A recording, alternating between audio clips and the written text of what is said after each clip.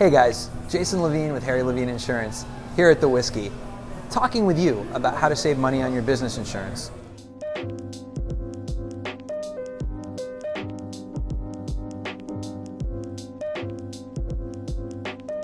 The most simple answer is you need general liability and property coverage. You shouldn't forget about some really important ancillary coverages though.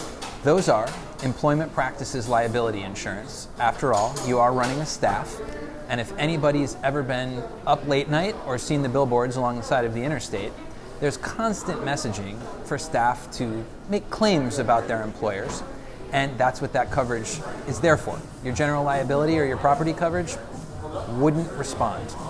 As well, do you take credit cards? Well, guess what? Even if you're PCI compliant and your vendor tells you they offer some protection, you really need cyber liability and data breach coverage. In fact, the number one cause of a data breach is rogue employee. Yep, restaurant owners, that means every so often an unscrupulous employee might be jotting down a customer's credit card number, and yep, you might be on the hook for it. So let's take a quick look at the coverages I mentioned.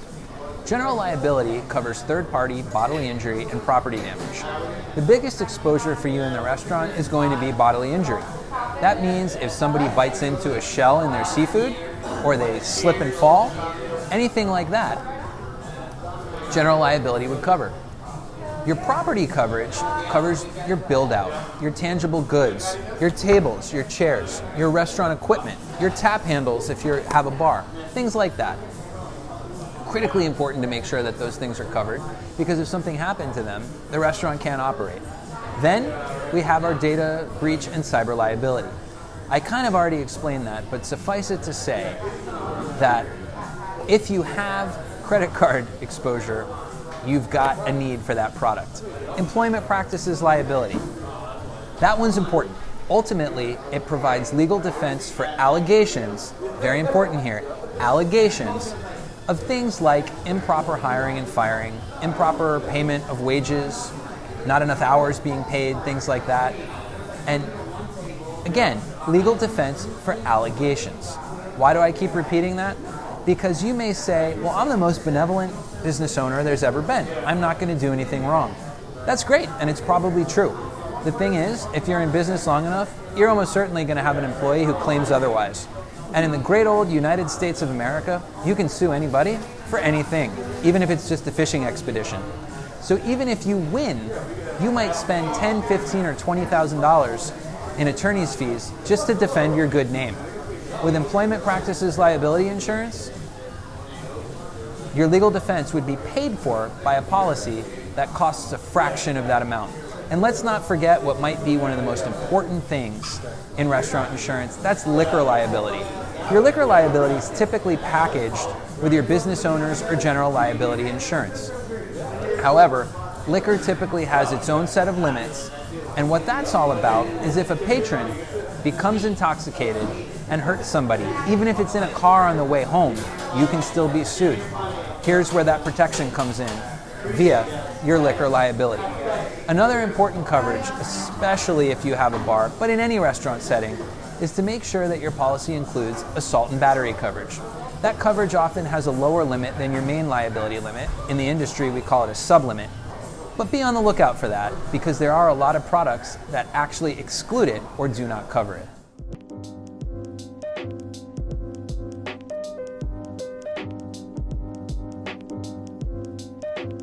Restaurants need good insurance because the goal of the business is to stay in business and make a profit, right?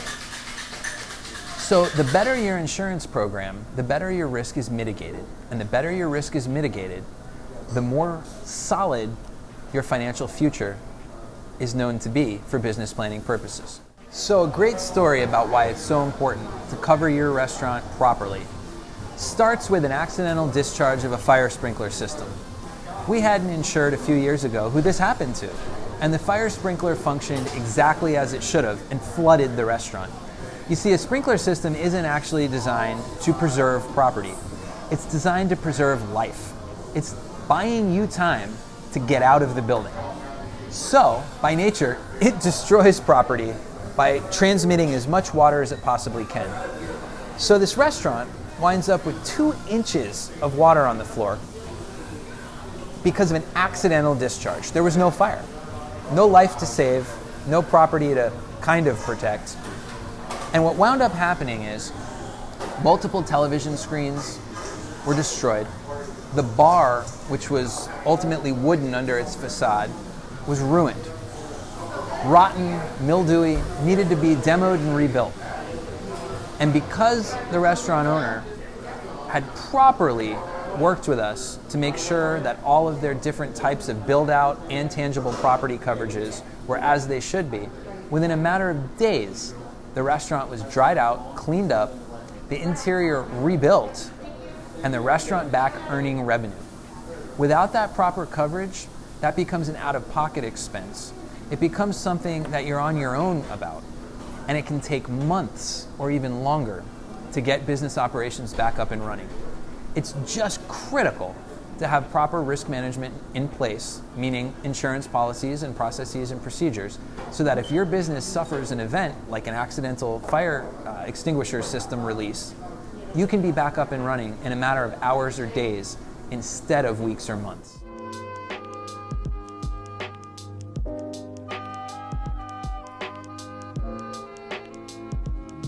I have a long-term client and friend who owns a restaurant also here on Restaurant Row, Sand Lake Road, Southwest Orlando.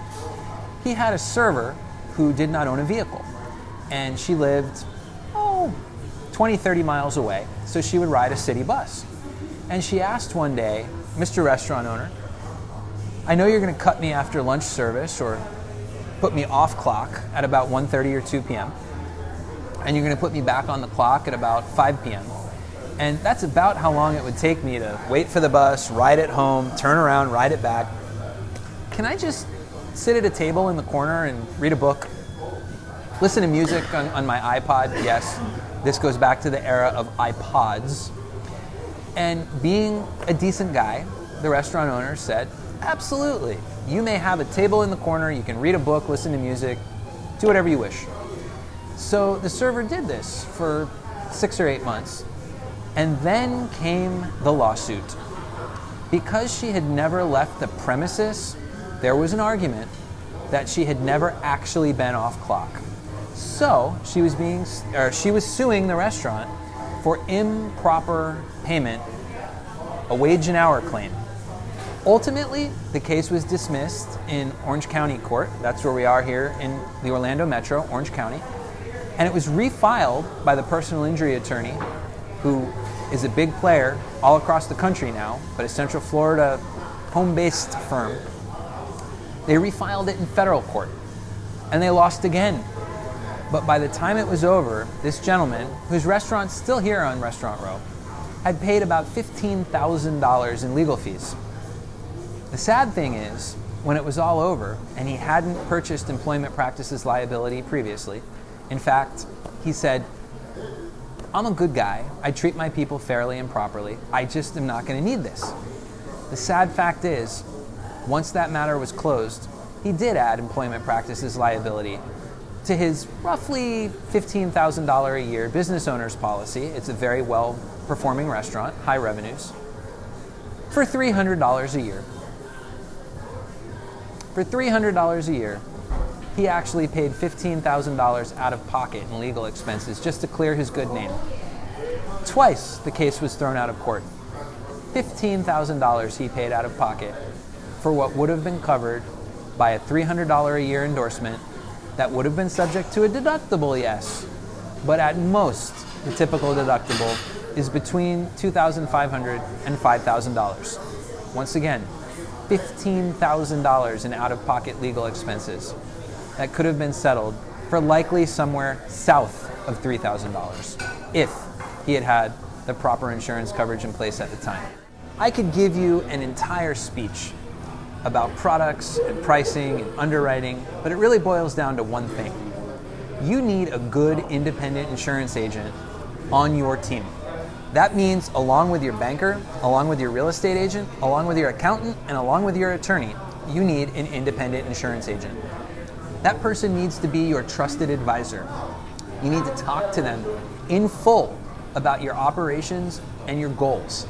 And you need to let them help you craft a risk management program that truly fits you. That means not necessarily looking for the lowest price, not looking for a policy online at 2 a.m. That means going to a professional who's going to listen to your goals, listen to where you want your business to grow to, and really devise a program that fits you. You see, despite modern media messaging, insurance isn't a product in a box on the shelf in a store. It's actually a highly customizable legal contract that needs to be customized to your business. Please, please, please remember that and contact an independent insurance agent who can be your advocate and your partner when it comes to mitigating risk and ensuring your business continuity and success.